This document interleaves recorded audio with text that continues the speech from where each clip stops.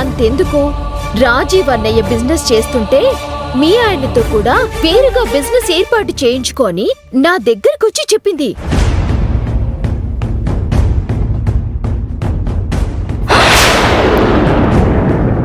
చూసారా అత్తయ్య, మీరేమో తను కుటుంబ గౌరవాన్ని నిలబెడుతుంది అనుకున్నారు, కానీ తనేమో కుటుంబాన్ని ముక్కలు చేయాలని చూసింది.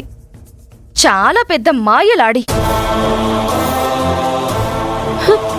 అత్తయ్య గారు, వాళ్ళ మాటలు నమ్మకండి. వాళ్ళు చెప్పినవన్నీ అబద్ధాలే. ఇంకా బుకాయించాలని చూడకవి. నీ నిజ స్వరూపమేంటో పెద్దమ్మకి మొత్తం తెలిసిపోయింది. ఇంక నీ అబద్ధాలు మోసాలు చెల్లవు.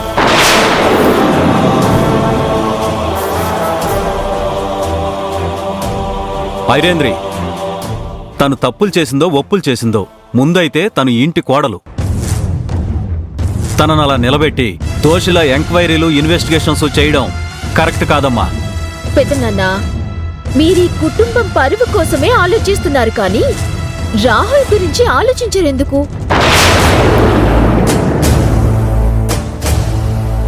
తనెంత మానసిక క్షోభను అనుభవిస్తున్నాడో కొంచెమైనా అర్థం చేసుకోండి. అభిని ఇంకా ఈ ఇంట్లోకి అలౌ చేయటం కరెక్ట్ కాదు.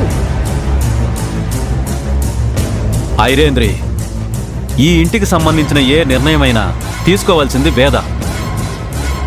మీరెవ్వరూ మాట్లాడకండి. వేద, ఒకసారి నీ మనసుతో ఆలోచించు. ఇంకా ఆలోచించడానికి ఏం లేదండి. తన వినయ విధేయతలు కలుపుగోలుతనం చూసి నా తర్వాత కుటుంబాన్ని ఐకమత్యంగా కాపాడే విలువలు తనకున్నాయని నమ్మాను. కానీ తన ఇంట్లో ఇన్ని రాజకీయాలు చేసింది. పైగా నాకు మాట ఇచ్చి వ్రతం చెడగొట్టుకుంది.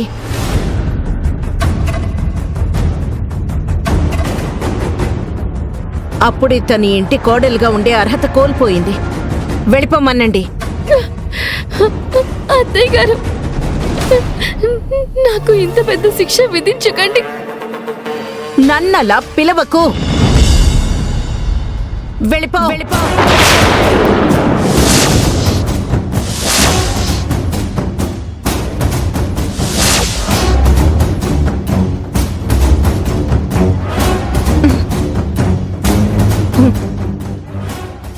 వేద, పెద్దమ్మా, వేద, రాహుల్, అమ్మను లోపలికి తీసుకెళ్దాం పద.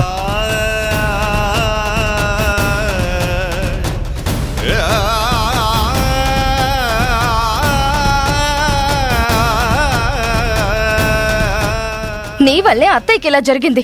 నువ్వు ఈ ఇంటికి పట్టిన దరిద్రానివి. వెళ్ళిపో. అత్తయ్య, అత్తయ్య లేదు, గిత్తయ్య లేదు.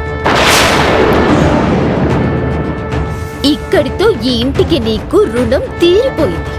ఇంకెప్పుడు ఇక్కడికి రావద్దు.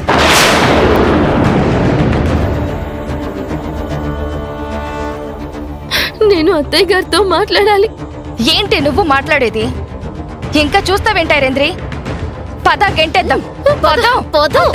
అత్తయ్య గారు